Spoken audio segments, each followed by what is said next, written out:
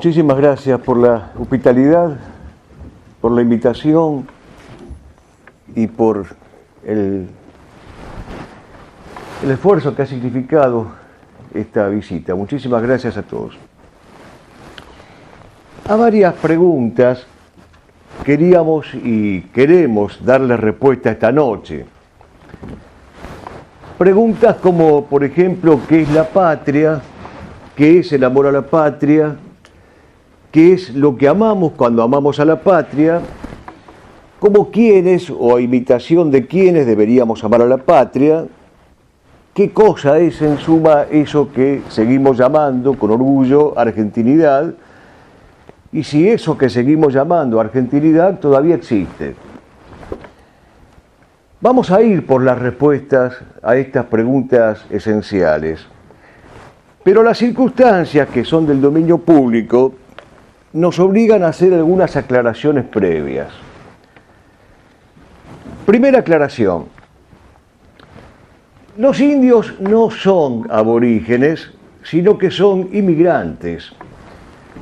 Son poblaciones preexistentes, pero no son poblaciones descubridoras. El origen de algo remite a la causa o al principio de un ser, no a su localización o a su estratificación geográfica. El origen no es una cuestión cronológica, sino ontológica. No depende de la antigüedad medida en siglos, sino de la tradición enraizada en la eternidad. No depende de la biogénesis, sino de la existencia o inexistencia de una conducta fundacional. La conducta fundacional es propia del homo conditor, no del salvaje, del hombre que está en condiciones de fundar, del hombre que ha llegado a una potencia y a una conciencia inaugural que le permite no solamente ocupar o invadir un territorio, sino instaurar, erigir y cimentar. Si originario es el que estaba antes, siempre habrá alguien detrás en el mismo decurso de la historia. Por lo tanto, tampoco se aclara qué duración hay que contar en un sitio para ser considerado originario, ni tampoco se suele decir si esos presuntos ciudadanos originarios se instalaron con o sin el ejercicio de la violencia.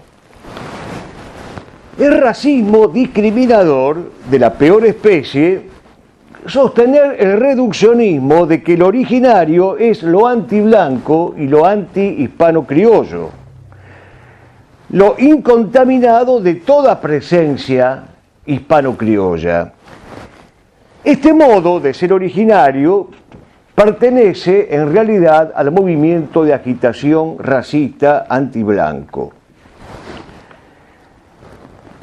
Los idealizados, endiosados, admirados e intangibles pueblos originarios no dejaron aberración por cometer ni monstruosidad por ejecutar. Los llamados regímenes indígenas precolombinos, y quienes se consideran hasta el día de hoy sus seguidores, practicaron la tortura, el genocidio, la esclavitud, la expoliación, la llamada hoy violencia de género y el despotismo imperialista. Es decir, que todo aquello que hoy se tiene como delito de lesa humanidad fue practicado por estos sedicentes pueblos originarios. Y el retrato, el diagnóstico o la descripción de las aberraciones de estos poblados no ha sido solamente una pincelada historiográfica lanzada por autores hispanistas o católicos, sino por autores de neto cuño marxista, empezando por el mismo Carlos Marx en su trabajo sobre las formaciones económicas precapitalistas que forma parte del Capital.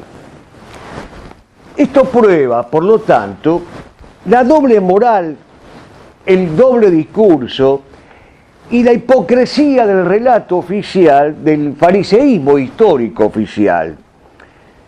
Aman del pasado ficticio lo que dicen combatir en el presente.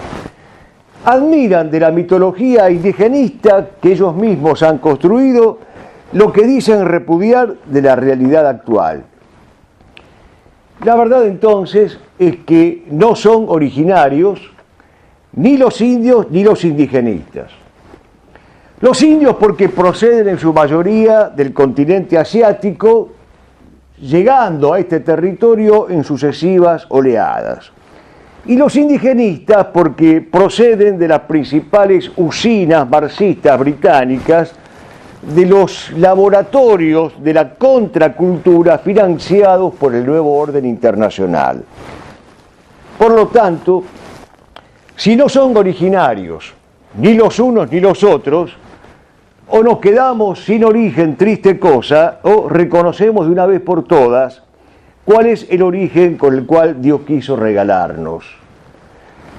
El origen que Dios quiso que tuviéramos, hoy negado, es el que solía glosar Jordán Bruno Yenta desde su cátedra cuando decía: católico es el origen, la raíz y la esencia del ser argentino. Y ese origen católico tiene una causa eficiente que es España.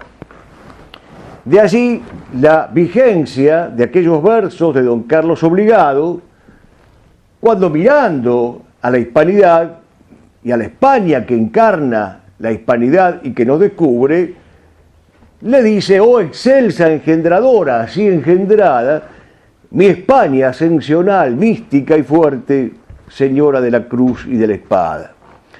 Como tiene razón también Eugenio Montes cuando, en referencia a ese origen que no se mide en el cronos sino en el kairos, hace el elogio de Castilla, la fundadora, la inaugural, y dice de ella que existió antes de la sirena, del pámpano y la rosa, en el nombre del Padre que fizo toda cosa, fueron en el principio el silencio y Castilla.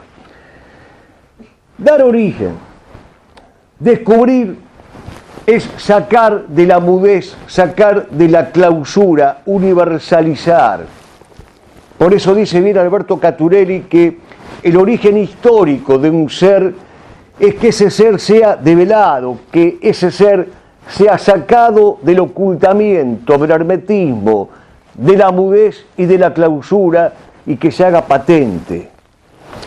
La oriundez no es tribal, el germen no es el malón, la genealogía no es el nomadismo, el arraigo no es la transhumancia. Descubrir es un verbo que se conjuga católicamente, y conjugado católicamente el verbo descubrir es sinónimo de bautizar.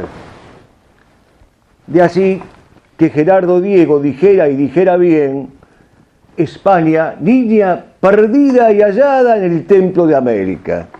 Esta fantástica y maravillosa y vigente analogía entre España y el niño Jesús que se pierde y se encuentra en el templum del espacio americano.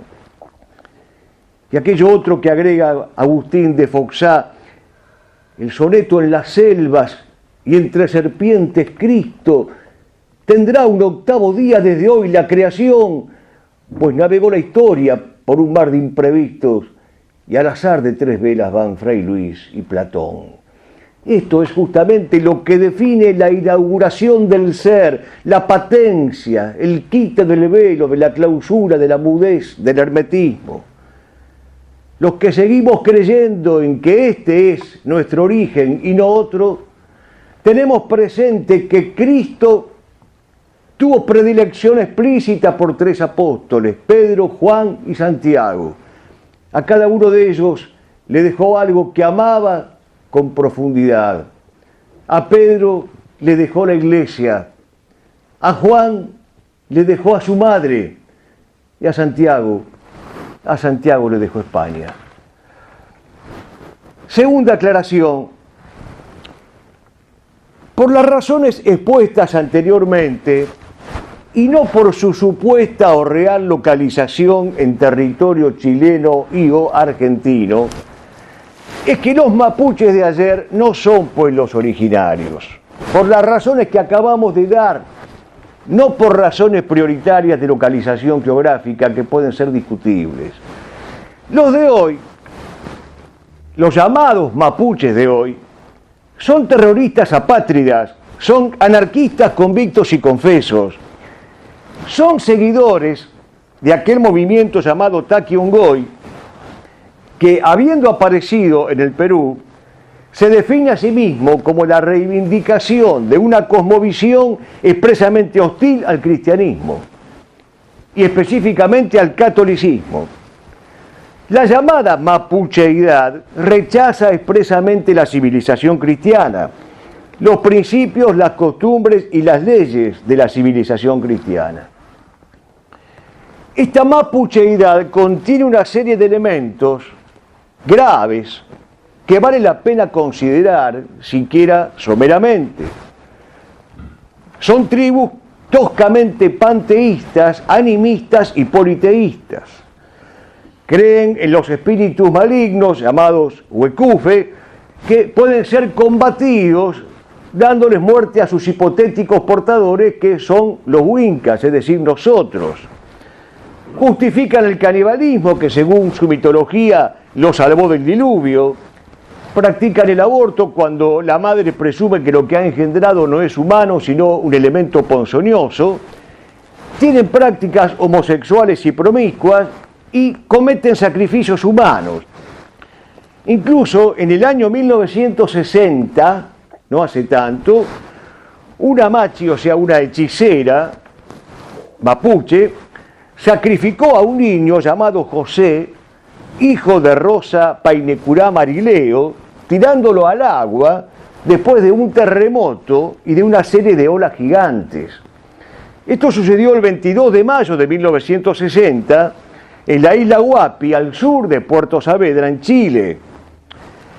El caso está ampliamente documentado, se conoce con el nombre del niño del acantilado, hay varios estudios de carácter antropológico y aún jurídico sobre este delicado punto de los sacrificios rituales mapuches. Pero lo concreto es que la persona que asesinó a este niño, y que se llama Luisa María Namuncurá, fue detenida, fue encarcelada y a los pocos años fue excarcelada precisamente por la presión de los grupos mapuches. Los mapuches no permiten la evangelización. Los que son evangelizados son castigados y no pueden participar de las ceremonias comunitarias. El axioma central de esta mapucheidad es que las culturas nunca pueden ser destruidas, sino que subyacen y esperan el tiempo de subvertir el orden establecido. No puede llamarse entonces civilización a cualquier agrupación étnica, ni mucho menos aquellas agrupaciones como las precolombinas o las reivindicadoras del precolombismo, como el caso de los mapuches y de la mapucheidad, civilizaciones caracterizadas por un alto grado de salvajismo, de crueldad y de ferocidad que le quitan precisamente por estos rasgos su carácter de civilización. Tiene que haber, y de hecho hay, normas y pautas objetivas y perennes para que una civilización pueda ser reconocida como tal. ¿Cuáles serían esas pautas o esas normas para reconocer la existencia de una civilización? En primer lugar, el respeto por el orden natural, la búsqueda del bien común, la concordia social y la dignificación natural de los hombres. Es más, todo aquello que desenvolviéndose antes de Cristo anticipa la civilización cristiana de algún modo, todo aquello que manifiesta la existencia de los semina verbi, las semillas del verbo, antes de la encarnación del verbo, todo ello es lo que permite determinar si existe o no una verdadera civilización. Por eso, superando esta moda del relativismo cultural, es que sostenemos enfáticamente, con rigor histórico y cultural, que no puede hablarse propiamente de civilizaciones precolombinas, sino de tribus con ciertos grados de desarrollo material, con industrias, con habilidades, con destrezas que no negamos. Pero están ausentes los elementos definitorios de una verdadera civilización. Y lo que es más grave, en la mayoría de los casos están ausentes los llamados semina verbi o semillas del verbo, y en su lugar aparecen los semina diaboli, las semillas del demonio. Cuando faltan las semillas del verbo y son sustituidas en cambio por las semillas del demonio, lo que se impone es precisamente la violencia del exorcismo, la violencia justiciera de la espada. Aquello que decía Peguy, la espada es la que mide con sangre el espacio de tierra sobre la cual el arado abrirá después el surco. Es la espada exorcizadora, es la espada salvífica de los verdaderos conquistadores. Esos capitanes de ensueño y de quimera a los que le cantó Manuel Machado, rompiendo para siempre el horizonte, persiguieron al sol en su carrera, y el mar alzado hasta los cielos, monte es, entre ambas Españas, solo digno cantor de sus hazañas. Tercera aclaración: no existe ningún derecho indígena y tampoco ningún derecho de otra procedencia cultural o étnica a segregar el territorio argentino. Esto se llama segregacionismo y es el intento de crear una nación artificial dentro de la nación real. Y debe ser repudiado por todos los argentinos con honor, así queden un puñado o un as en esta patria cautiva. Basta volver los ojos hacia lo que está sucediendo hoy en España para darse cuenta de la gravedad que tiene el proceso segregacionista o separatista. Cuando la patria fue soberana, las principales agrupaciones indígenas lucharon por esa patria soberana. Por eso el Cabildo de Buenos Aires les agradeció a las tribus indígenas su participación activa durante las invasiones inglesas. Por eso San Martín llamaba a los indios nuestros paisanos, y por eso Rosas selló pactos de amistad y de concordia con los principales caciques. Las teorías y las prácticas contrarias a los indios en realidad aparecen y se ejecutan con la predominancia política del liberalismo y de la masonería. Habrá que esperar la irrupción política en la historia patria de estas dos corrientes para que recién entonces empecemos a ver los reales frutos de la persecución despiadada contra los indígenas. Y hay que tener en cuenta, además, que la independencia, lo digo en relación con la declamada y pretendida independencia de la nación mapuche, la independencia, al igual que la libertad, no es un valor absoluto. Somos independientes somos libres merecemos y necesitamos la independencia secundum quid, en tanto y en cuanto. ¿Independencia de qué? E independencia respecto de qué es lo que debe plantearse cualquier persona con recta doctrina. La independencia del hijo pródigo termina en el chiquero. Históricamente hay casos concretos de independencias que sabemos que han sido y son otras tantas extirpaciones o mutilaciones.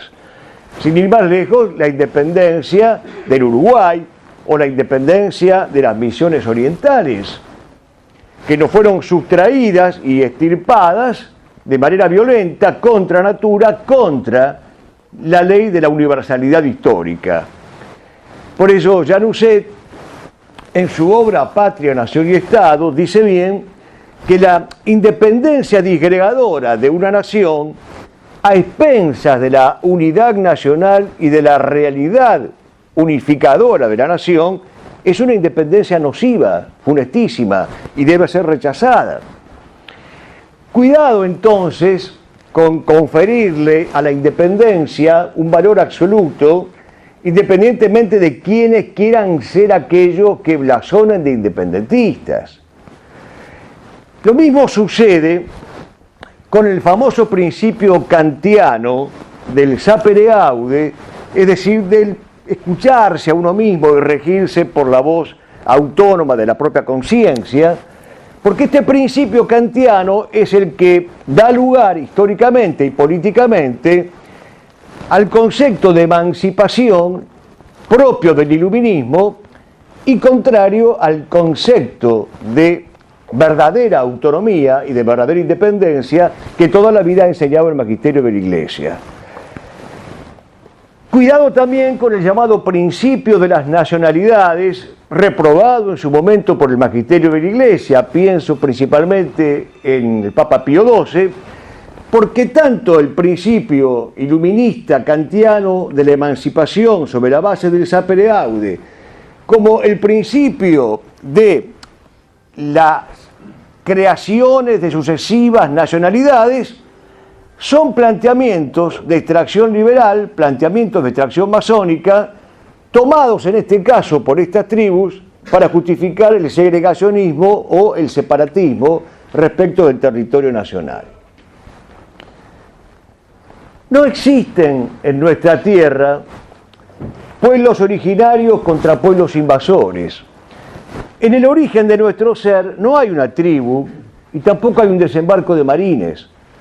Hay una vocación descubridora, misionera, apostólica, unitiva e integradora. Hay incluso una sinonimia fácilmente constatable entre hispanidad y mestizaje. Los asaltantes y los usurpadores arribaron después.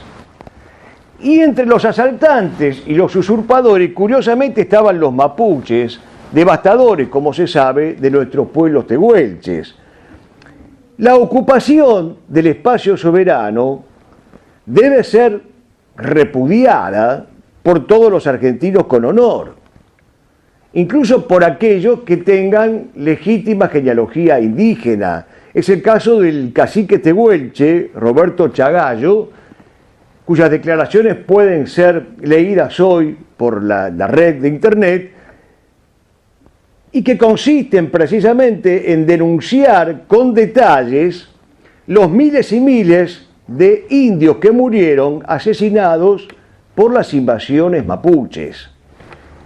La Argentina, diría José Antonio Primo de Rivera, es una unidad de destino el universal, pero irrumpir criminalmente, movidos por la rapiña, en nuestro territorio, con la complicidad de estados extranjeros, en nombre de una falsa originariedad, que no es tal, es un delito de sedición y es un delito de robo, que debe ser repudiado por todos los argentinos con honor. Si no se consideran argentinos y pretenden una parte del territorio nacional, los mapuches cometen un acto tipificado por la legislación como insurrección. La legislación positiva vigente prevé la consideración y la categorización de delito de insurrección, que debe ser castigado incluso con la aplicación de las armas nacionales. Quemar la bandera de la patria, que para nosotros es el manto de María Santísima hecho estandarte, como han quemado los mapuches, es un acto propio de sujetos envilecidos moralmente, cuya corrupción moral, mental y espiritual no tiene límites. Queman nuestra enseña como rechazan la cruz y asaltan los hogares porque no tienen ni Dios, ni patria, ni hogar. No merecen respeto, ni condescendencias, ni tratativas especiales, ni particulares privilegios, merecen un castigo ejemplar, para que tamaño agravio no quede impune. La consigna debe ser no al terrorismo mapuche y sí a la lucha por abatirlo a donde fuere, porque la Argentina debe seguir siendo una e indivisa, debe seguir siendo lo que Dios quiso que fuera, la última avanzada de un imperio, como cantaba Anzoátegui. Nuestro origen patrio no se entiende sin la cristiandad. Y la cristiandad no se entiende sin el mandato de Cristo, de id y predicad, id y evangelizad, id y bautizad en el nombre del Padre, y del Hijo y del Espíritu Santo. La hispanidad es una rama constitutiva de la cristiandad. Y la hispanidad no se entiende sin María Santísima. Por eso, este real y genuino origen de la argentinidad es atacado por todos los enemigos del orden cristiano y del orden mariano.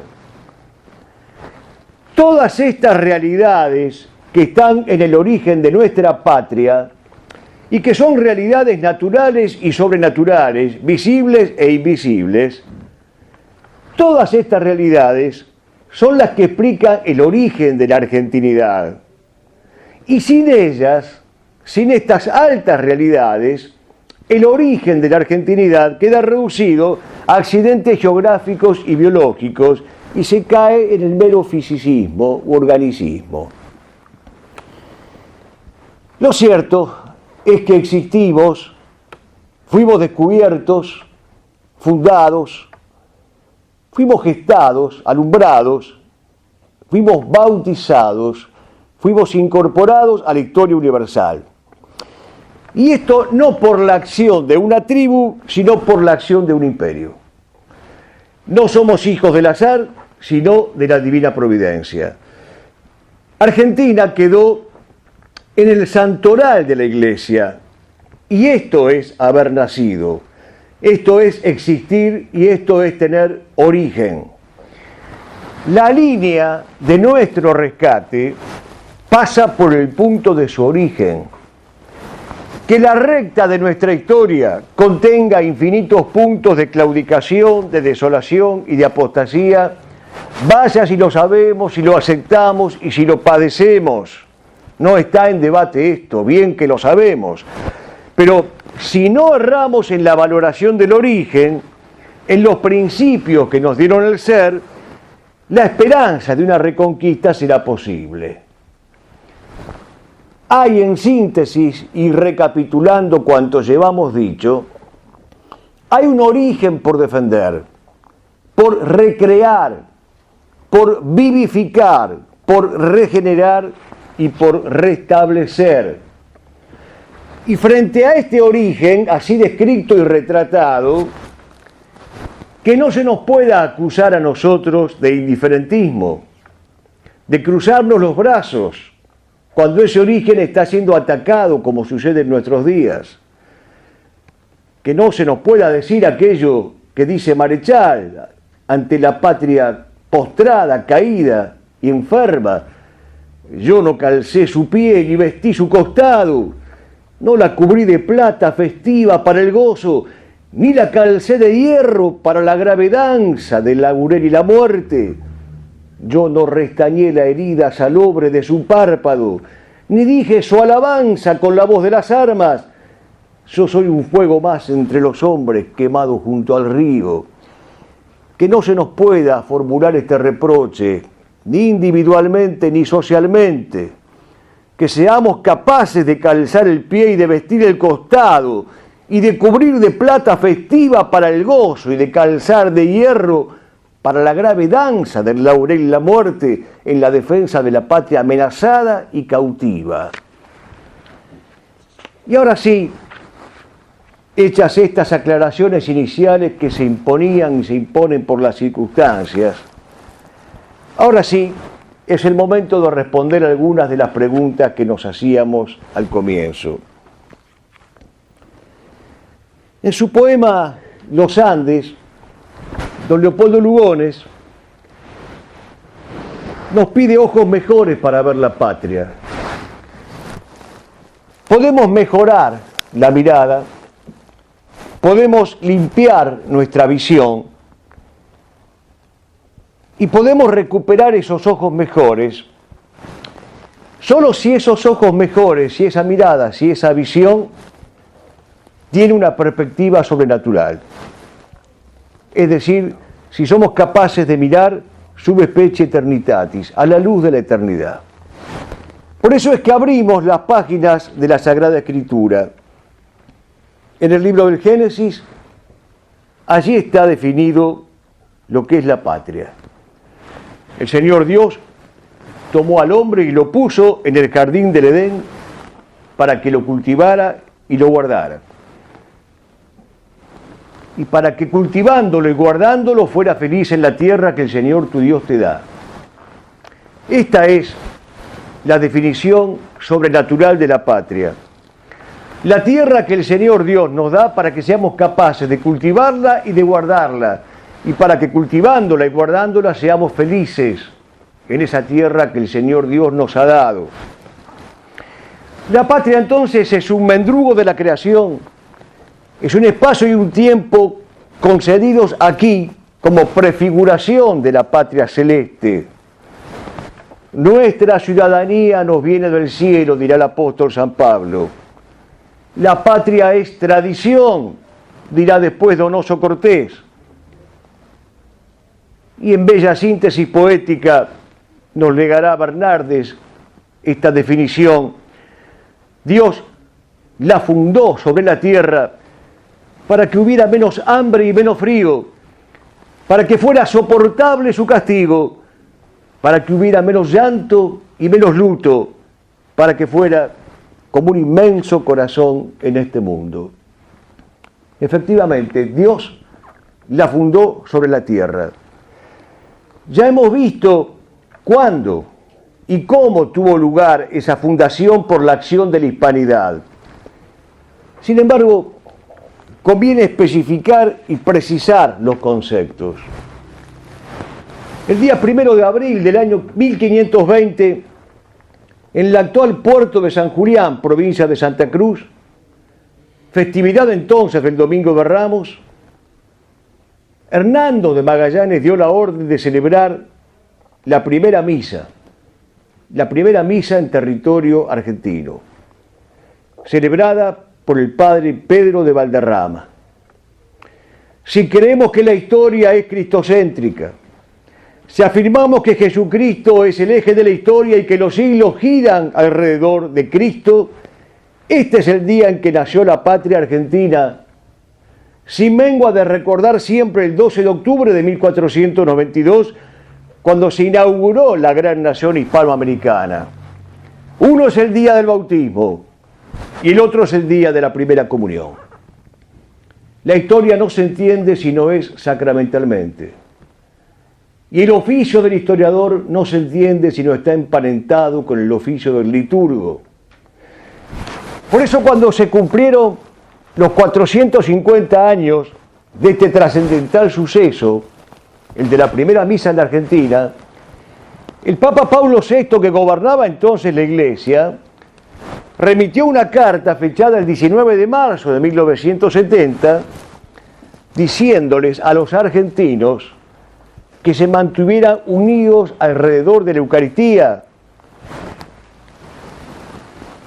porque un sacramento de piedad, decía Pablo VI, es el único que nos puede mantener fuertes y fieles. La patria argentina, entonces, hablando con propiedad teológica, tiene esta olvidada y traicionada fecha de origen, el 1 de abril de 1520, el día en que por primera vez, en un sitio patagónico que todavía rememora un austero documento, este sitio en el que precisamente hoy se quiere instalar una nación enemiga de la cristiandad, ese día Cristo Jesús se quedó con nosotros perpetuamente en el sacramento eucarístico. Nos gusta imaginar esta escena. Bajan aquellos hombres, como bajan los héroes, marcialmente callados, superando pesares, la cicatriz por yelmo cuando hasta el alma hiere, la dura peripecia clavada en los ijares. Magallanes, quién sabe si cayó de rodillas, se añoró de Sanlúcar sus pueblerinos tramos, junto a un mapa sin borde, su antañón calendario, le marcaba la fiesta del Domingo de Ramos. Imagino los brazos que acarrearon las piedras, mojados de salitre, heridos del casquijo, para dar forma al ara de Gólgota y de Mesa, erigiendo en la cima austero el crucifijo. Pedro de Valderrama se reviste despacio, se recuerda muy joven en su hogar ecijano, el cíngulo lo aferra, la casulla lo inviste, se inclina con un beso ante el misal romano. Contritos, genuflexos, marinos o soldados, veteranos de hazañas contra el moro tenaz, contemplan la hostia blanca, lo contempla el nativo, forman arcos de olivo sobre esta patria gras, algo que ahora llamamos lágrimas de alegría, y que entonces fue estío mojando las acacias, retumbó en el desierto ante el primer pan vivo. Alite misa es, decían, debo gracias. La patria entonces es una parábola trazada perfectamente por el Creador para nuestro cobijo y resguardo, porque el hombre no puede vivir ni a la intemperie ni en el nomadismo perpetuo. Y no hay ningún derecho a proscribir lo sobrenatural en la vida de una nación, porque esto es como separar al alma del cuerpo, a la gracia de la naturaleza, al ángel de nuestros pasos. Y cuando esto sucede, los países quedan desplomados, tumbados, asfixiados, casi muertos, porque se tumba en ellos el sentido verdaderamente fundacional e inaugural. Y esta es la principal amenaza que se cierne hoy sobre la Argentina. De allí la necesidad de recuperar la voluntad de salir del estado de postración. Esa voluntad, decía el padre Julio Membiel, ha de estar arraigada al menos en un grupo de argentinos dispuestos a la muerte por el bien de la patria. La patria, agrega Membiel, no se puede salvar sino con un acto de heroísmo que tenga capacidad para remontar la pendiente por la cual nos deslizamos. Es que el amor a la patria tiene que ser no solamente un amor afectivo, sino un amor efectivo. Y por eso que el padre Membiel agrega, un nacionalismo hoy solo puede ser salvador de la patria si tiene capacidad y empuje para remontar la pendiente por donde viene deslizándose al abismo la humanidad entera. Y solamente los valores cristianos vividos auténticamente contienen esa fuerza. Hagámonos pues otra pregunta. ¿Qué es el amor a la patria? ¿Y qué es lo que amamos cuando amamos a la patria? Puesto que ya hemos definido qué cosa es la patria. El amor a la patria es una virtud y es un deber. Estamos generalmente tentados a decir y decimos que el amor a la patria es un sentimiento. Nosotros no negamos que el amor a la patria sea un sentimiento. Decimos simplemente que es más que un mero sentimiento. Es un entendimiento. Y por eso mismo puede ser y es una virtud derivada del cuarto mandamiento. Y decimos que es un deber que se acentúa cuanto más grande es el estado de postración en que se encuentra la patria, o cuanto más grande y grave es su dolor. De allí que el padre Castellani, ante la Argentina deshecha, se planteara precisamente esta opción. Cuando ya no quede otra alternativa, habrá que morir con la patria, si es que ni siquiera se puede ya morir por la patria.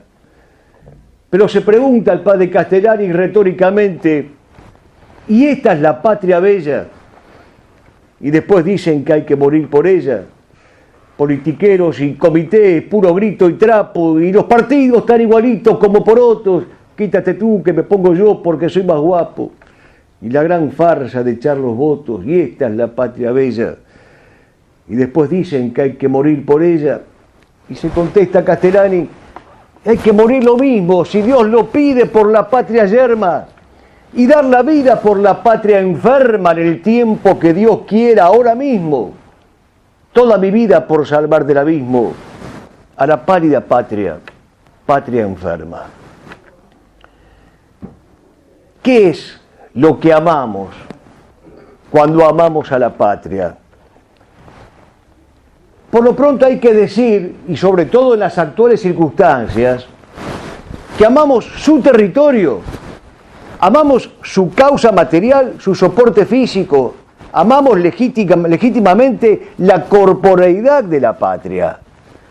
La patria es una dulce proximidad de tierra levantada en paisajes largamente previstos. Sin conciencia territorial no es posible el patriotismo. Sin conciencia del espacio y del entorno no es posible la soberanía. Sin sentido de pertenencia y de arraigo a un suelo natal no es posible la virtud de la pietas emparentada con el patriotismo. No basta con ocupar un territorio, es necesario vivirlo, habitarlo, porque el hombre es un ser que habita, ha dicho Heidegger. No se trata de un simple estar en un espacio, llegar, arribar, toparse con ese espacio. No se trata de eso, sino de un poseer con dominio, de una posesión, de un señorío, de una principalía, que no es solamente físico-espacial, sino espiritual y moral. Es una actitud del espíritu frente a la tierra, es un gesto del alma. Solo habitando puede llegar el hombre a la plenitud de su propia esencia. Y por eso rechazamos aquello que Spengler ha llamado el nomadismo espiritual de nuestros días. La convicción de que cualquiera puede apropiarse del territorio nuestro y crear artificialmente una nación dentro de la nación real. El hombre normal, el hombre sano, empieza por fijarse a la patria chica, al pago, a la comarca, a la aldea, al terruño. Ese hombre sano quiere caminar sus calles, escuchar sus sonidos, reconocer sus colores y sus risas, dejarse convocar por sus campanas. Es cierto, es dolorosamente cierto, que el cosmopolitismo moderno favorece el desarraigo, que el nuevo orden mundial o internacional reclama la aldea global y el mundo uno. Es cierto que los ideólogos del nuevo orden mundial siguen repitiendo ubi bene, ibi patria, donde estoy bien, allí está la patria, pero el sentido de territorialidad es de orden natural. El comportamiento territorial es eminentemente humano. El hombre, como aquel personaje de Saint-Exupéry, quiere ser domesticado, crear lazos, vivir enlazado amorosamente. La tierra es la madre del hombre, ha dicho Nimio de Anquín. El hombre no es hijo ni del mar ni del aire.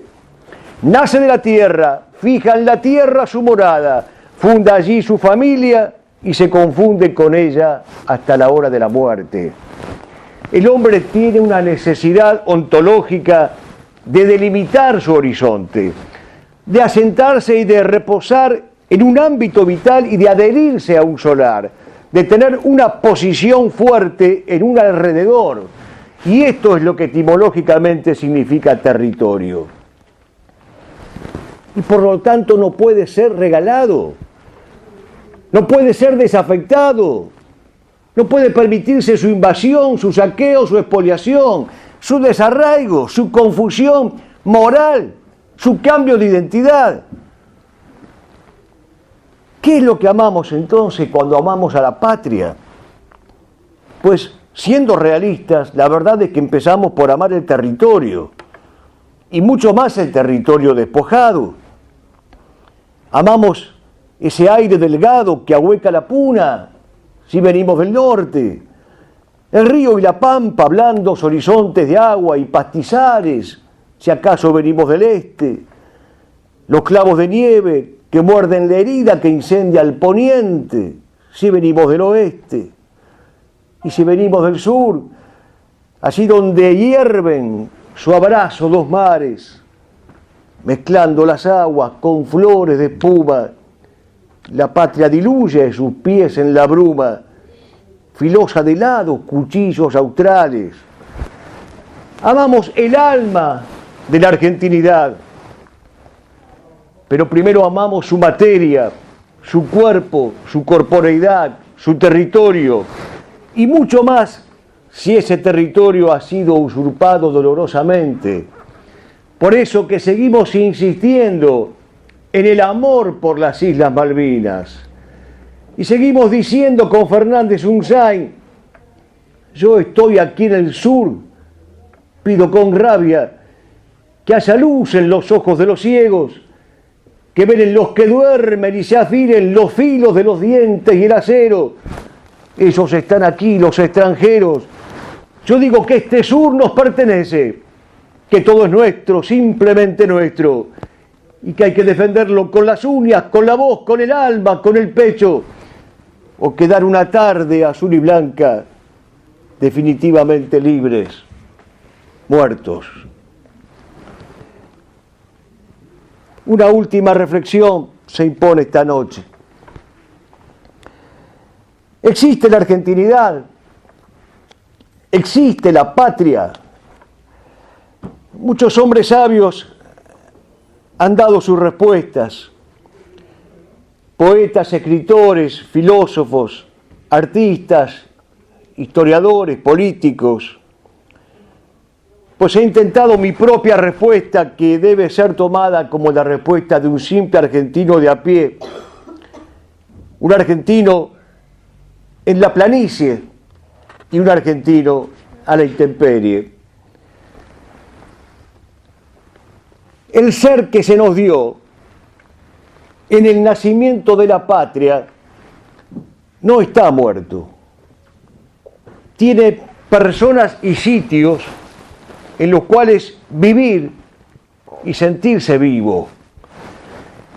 Que esas personas y esos lugares estén hoy perseguidos, derrotados u ocultos, no quiere decir que no tengan existencia. Hay un bien acumulado, hay una herencia, hay una prosapia, hay un linaje. El ser que se nos dio en el origen de la patria, hispano-católico, mariano, misional, greco-romano, el ser que se nos dio en el origen de la patria, no está enterrado, sin esperanza alguna de resurrección. Hay tumbas gloriosas que guardan ese ser, pero también hay vivientes que lo custodian y hay peregrinos que lo celebran. Es un alma que por eso mismo, porque es un alma, anima, vivifica y moviliza. El ser que se nos dio en el origen de la patria no está definitivamente vencido y clausurado.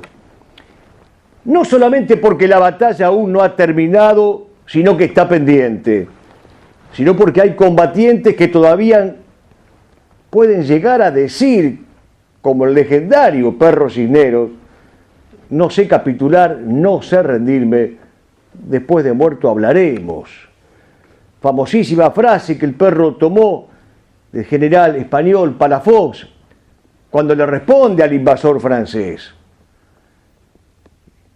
Y cuando defendiendo los muros de Zaragoza responde ante la insolencia del invasor, que le exige una capitulación, diciéndole paz y capitulación, Palafox le contesta guerra y cuchillo.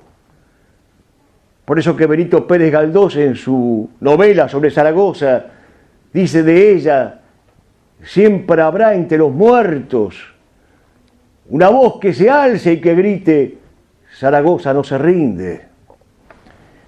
Entonces, si el ser original de la patria no está muerto, ni enterrado, ni definitivamente rendido, No tenemos excusas para no amar a la patria. No tenemos excusas para intentarle rescate. Mucho más si estos fueran tiempos parusíacos como parecen serlo. Si Cristo vuelve, el pequeño rebaño fiel, entre las fidelidades que debe ofrecerle al Cristo que regresa, al Señor de los siglos, está la fidelidad a la patria en la cual Él nos plantó. Esa tierra a la que saluda en el Génesis que el Señor Dios nos da para que seamos capaces de cultivarla y de guardarla, y para que cultivándola y guardándola seamos felices en la tierra que el Señor Dios nos da. Hay que recordar entonces que tenemos una misión, un destino, un cometido impostergable, que es un compromiso de sangre. Tenemos el deber de recomenzar. Es cierto que lloramos ante el sepulcro de la madre, pero también es cierto que velamos la cuna del hijo que lleva su misma sangre. El poeta salteño Dragone ha imaginado una escena desoladora, pero a la vez llena de esperanza. Se nos murió la patria hace ya tiempo en la pequeña aldea. Era una patria adolescente, era una niña apenas. La velamos muy pocos, un grupito de chicos de la escuela. Para la mayoría de la gente era un día cualquiera. Es mejor que así fuera, nos decían los hombres de la aldea, pero estábamos tristes. Esa patria era la patria nuestra. Es muy triste ser huérfanos de patria. Luego nos dimos cuenta. Para no ser huérfanos de patria, hay que saber que la patria no puede morir. Y nos lo preguntamos retóricamente y le damos nuestra propia respuesta a este último y postrero interrogante.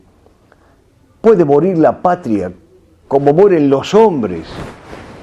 En la noche de un día, en la siesta de un alba, puede finar enferma con las vísceras rotas y el crujir de sus huesos partidos a mansalva. Puede morir la patria decrépita sin pulso, el semblante sin rasgos de su estampa primera. Puede marcharse a grupas de aflicciones y llagas, como en un redomón que cruzó la tranquera. ¿Se nos ha muerto acaso de previsibles mares por funeral apenas el cimbrar de un laúd, o acabó fusilada con la venda en los ojos en un lampo de sangre por los pagos del sur? No sabré si es respuesta a ver la piedra del Ande, los viñedos, las dunas, el jarillal nevado, las tejas y los talas compitiendo en la altura, la calandria en su horqueta de pasto arrebolado. No sabré si es respuesta tampoco aquel jinete, domador del rocío sin buscar recompensa, las millares de voces que aún cantan nuestras marchas, esa ochava en San Telmo por la calle Defensa. Nunca sabré siquiera si es respuesta el acervo de frailes y de fieles desgranando latines, los libros que escribimos, la palabra empeñada, las familias nutridas de cunas y maitines. Nada sé si es respuesta, pero sé que estas cosas están vivas, subsisten, residen, permanecen. Y estas cosas son patria, son la patria de siempre, empeñada en quedarse cuando todos fenecen. Son ónticas presencias que vencen el derrumbe, son materia y son forma de argentinas aldeas, el tiempo y el espacio del pequeño rebaño, mientras lleguen los cielos junto a las tierras nuevas. La ciudad será salva si algún justo la habita, si el ángel que la abraza no rinde su ballesta, o un abril imprevisto nos cubra de banderas la semántica antigua de la palabra gesta. Pero se ha muerto y dicen de muerte irreversible en la conjura roja del odio y la besaña. Te pedimos, Dios nuestro, que nos la resucites. como hiciste hace siglos, una tarde en Betania. Lo decía hace unos días atrás y quiero repetirlo esta noche. Si hemos de rescatar a la patria, solo podremos hacerlo bajo el espíritu de los reconquistadores. Serán tenidos por reconquistadores hoy los hombres y mujeres de esta tierra que quieran ser tales, varones y mujeres, a pesar de la nefanda promoción oficial de la contranatura, que arríen de los mástiles públicos con vigor inusitado las insignias de la depravación para izar otra vez la azul y blanca, porque nacimos en la Argentina y no queremos morir en Sodoma.